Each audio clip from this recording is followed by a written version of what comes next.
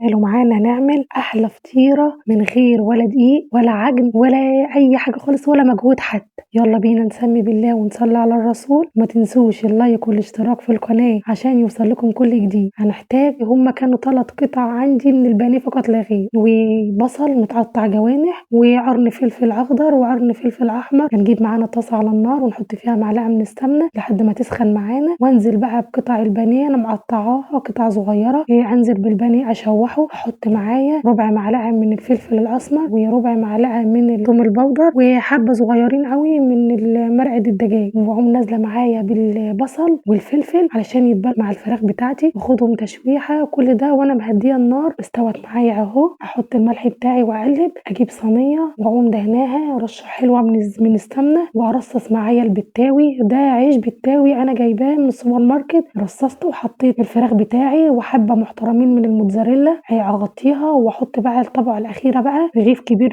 من العيش، وادهنه سمنه وحبه رشه من الجبنه الموتزاريلا، وهدخلها الفرن. طلعت معايا وما تفرقش حاجه عن البيتزا، وطعمها حلو قوي وخفيفه جدا وما خدتش وقت.